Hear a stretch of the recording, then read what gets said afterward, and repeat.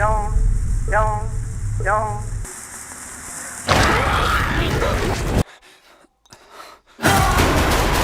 होगा कयामत का दिन।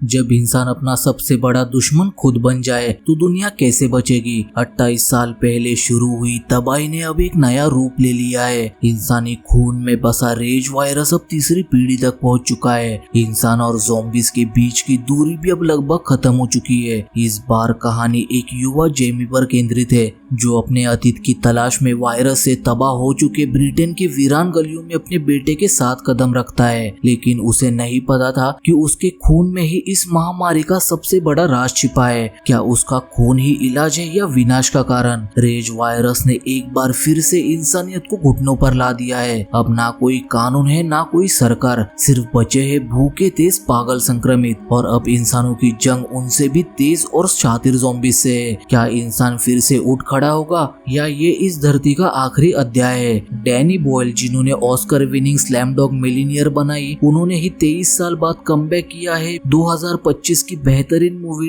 28 वीक्स लेटर का सीक्वल 28 इयर्स लेटर के साथ। तो चलिए देखते हैं इस मूवी को डिटेल में। मूवी की शुरुआत में हम देखते हैं कि रेज वायरस के शुरुआती प्रकोप के दौरान स्कॉटलैंड के पहाड़ी इलाके में एक छोटा लड़का जिमी अपने घर से भाग जाता है जब कुछ संक्रमित लोग उसके घर पर हमला कर देते हैं। ये माँ, मौसी और दोस्त सब संक्रमित हो जाते हैं। जिमी वहाँ से भागकर एक चर्च पहुँचता है जहाँ उसे उसके पिता मिलते हैं जो उसी चर्च के पादरी है और अब तक संक्रमित नहीं हुए हैं। जिमी के पिता फैली हुई इस महामारी को भगवान का प्रकोप मानते हैं और सोचते हैं कि अब दुनिया खत्म होने वाली है। वो जिमी को गॉड का एक लॉकेट देते हैं और उसे यहाँ से भाग जाने के लिए कहते हैं, जिसके बाद वो खुद को ज़ॉम्बीज़ के हवाले कर देते हैं ताकि जिमी सही सलामत भाग सके। और ये काफी दिल दहला देने वाला सीन होता है जहाँ एक पिता ने अपने बेटे को बचाने के लिए खुद की कुर्बानी दे दी। दूसरी बार ये वायरस फैलने के 28 साल बाद ये रेज वायरस यूरोप से पूरी तरह खत्म हो चुका है, लेकिन ग्रेट ब्रिटेन अब भी पूरी तरह बंद और क्वारंटाइन है। पर कुछ लोग अभी भी जिंदा है और लिंडिस्फार्स नाम के एक टापू पर रहते हैं जो एक मजबूत रास्ते के जरिए जमीन से जुड़ा हुआ है। इस टापू पर हम जेमी, उसकी बीमार वाइफ आइला और उसके 12 साल के बेटे स्पाइक को देखते हैं जो यही रहते हैं। जिसके बाद हम देखते हैं कि एक परंपरा के चलते जेमी अपने बेटे स्पाइक को पहली बार शिकार पर ले जाने लगता है, लेकिन आगे जाकर कुछ लोग उनका रास्ता रोक लेते हैं। उनमें से एक लेडी जिसका नाम जेनी है, जेमी से कहती है कि हम किसी बच्चे को जो सिर्फ 14-15 साल का है उसे प्रैक्टिस की इजाजत नहीं दे सकते। जिस पर जेमी कहता है कि चिंता मत करो, स्पाइक तैयार है। स्पाइक अपने कदम आगे बढ़ाता है जिसे जेनी बताती है कि तुम जाना चाहते हो तो जाओ, लेकिन अगर तुम वापस नहीं आए तो यहाँ से कोई तुम्हें बचाने के लिए नहीं आएगा, कोई रेस्क्यू नहीं होगा, हम पूरी कम्युनिटी को खतरे में नहीं डाल सकते। पर जब स्पाइक जेनी की सारे शर्तें मान लेता है तो वो लोग उनके लिए बाहर जाने का दरवाजा खोल देते हैं। जिसके बाद जेमी और स्पाइक मेनलैंड की तरफ बढ़ने लगते हैं। तभी हम कुछ इतिहास को जान पाते हैं कि ग्रेट ब्रिटेन में हम सेंट जॉर्ज का झंडा देखते हैं जो असल में इंग्लैंड का झंडा भी है और सेंट जॉर्ज को सैनिकों का राक्षस माना जाता है। और ये एक दिलचस्प बात है। और ये जो टापू दिखाया गया है वो असल में इंग्लैंड के नॉर्थम्बरलैंड इलाके के पास असलियत में जगह है जिसे लिंड्सफार्स कहा गया है। ऐसा कहा जाता है कि यह पुराने जमाने में वाइकिंग्स ने संतों का खून बहाया था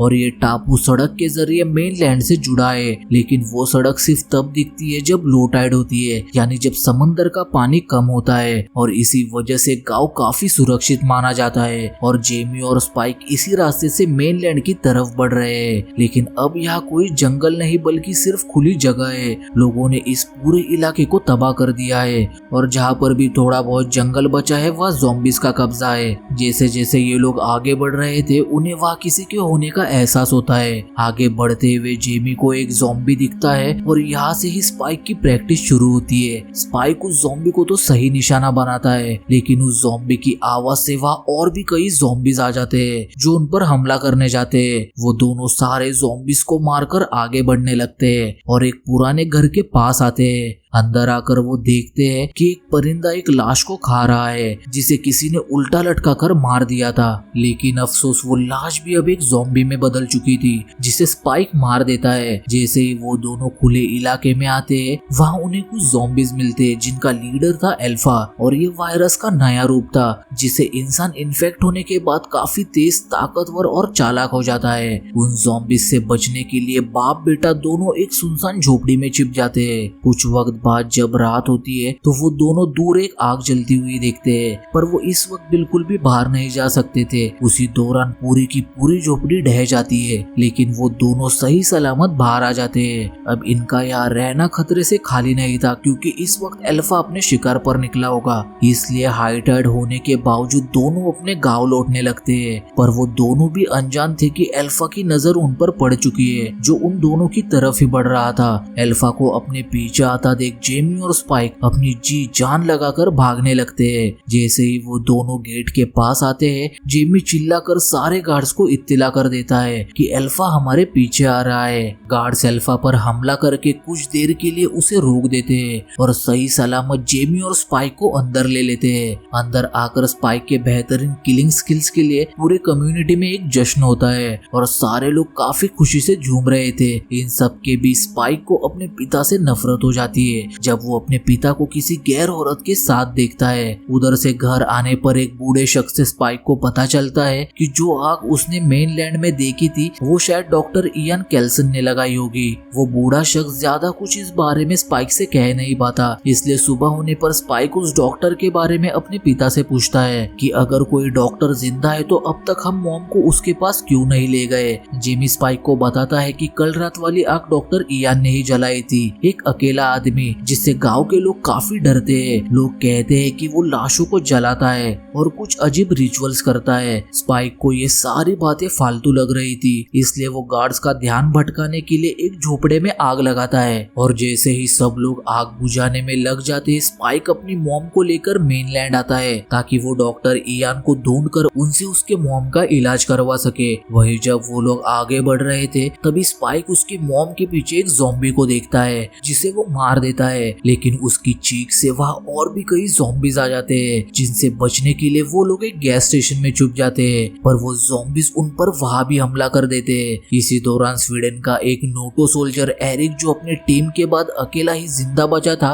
वो एम मौके पर गैस स्टेशन पहुंचकर स्पाइक और उसकी मॉम को बचा लेता है। स्पाइक एरिक को बताता है कि वो यहाँ डॉक्टर इयान को ढूंढने आया है ताकि वो उसकी मॉम का इलाज कर सके। स्पाइक की मॉम की हालत देख एरिक भी खुशी खुशी स्पाइक की मदद करने के लिए मान जाता है। कुछ दूर आकर जब आइला अकेले आगे बढ़ रही थी तभी उसे किसी औरत के चीखने की आवाज आती है। आइला अंदर आकर एक गर्भवती संक्रमित औरत को देखती है जो एक बच्चे को जन्म देने के कुछ देर बाद ही मर जाती है। खुशकिस्मती से वो बच्चा संक्रमित नहीं होता। एरिक उस इन्फेक्टेड औरत को मारने के बाद उस बच्चे को भी मारने की तैयारी करता है, लेकिन तभी वहाँ अल्फा आकर एरिक को बड़े खौफनाक तरीके से मार देता है। इतना खौफनाक मंजर देखकर आइला और स्पाइक वहाँ से भागने लगते हैं और यहाँ अल्फा अपनी मरी हुई वाइफ को देख गुस्से में उनकी तरफ बढ़ने लगता है और इससे पहले कि अल्फा स्पाइक को मार देता डॉक्टर इयान वहाँ आकर मॉर्फिन लगी हुई ब्लो डार्ट से अल्फा को बेहोश कर देता है, जिसके बाद वो स्पाइक, आइला और उस नवजात बच्चे को अपने ठिकाने तक ले आता है जो कि ज़ॉम्बीज की उबली गई खोपड़ियों से बना हुआ एक मंदिर जैसा सुरक्षित स्थान होता है।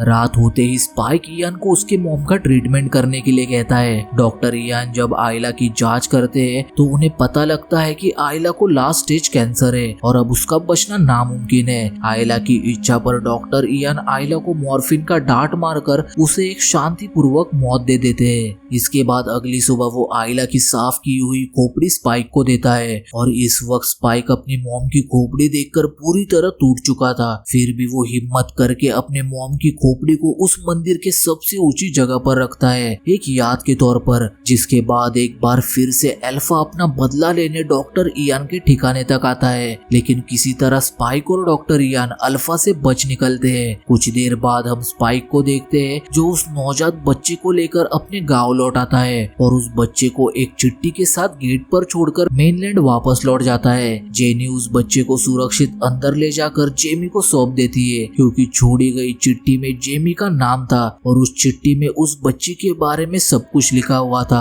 और ये भी लिखा हुआ था कि इस बच्ची का नाम आइला है और स्पाइक भी तभी वापस लौटेगा जब वो खुद को पूरी तरह तैयार पाएगा। चिट्ठी पढ़कर जेमी स्पाइक को रोकने के लिए फौरन दौड़ पड़ता है, लेकिन समंदर में हाई टाइड होने की वजह से वो आगे नहीं बढ़ पाता। दूसरी तरफ 28 दिन बाद हम मेनलैंड में स्पाइक को देखते हैं जो अपने आप को काबिल बनाने की तैयारी कर रहा था। तभी वो अपने पास आते एक ज़ॉम्बी को देखता है जिसे स्पाइक मार देता है, लेकिन वहाँ कुछ और ज़ॉम्बी स्पाइक के पीछे पड़ जाते हैं। तभी कुछ लोग वहाँ आकर स्पाइक को उन ज़ॉम्बी से बचा लेते हैं। इस टीम का लीडर खुद को सर जिमी कहता है और उसके गले में वही लॉकेट था जो उस पादरी ने अपने बेटे को दिया था। यानी ये वही छोटा जिमी है जो बचपन से ज़ॉम्बीज से भाग निकला था, जो अब बड़ा होकर इन ज़ॉम्बीज के खिलाफ ढाल बनकर खड़ा है। जिमी स्पाइक को अपने टीम में लेता है, जिसके साथ ये फिल्म यहीं पर एंड हो जाती है। इस मूवी का करेक्ट एंड दिखाया नहीं गया है, यानी इस मूवी का सीक्वल जरूर आएगा। अब बस ये देखना है कि ये तबाही का अंत है या शुरुआत। तब तक के लिए अगर इस मूवी की एक्सप्लेनेशन अच्छी लगी हो तो वीडियो को लाइक और चैनल को सब्सक्राइब कर देना। Till then stay safe, thanks for watching, bye.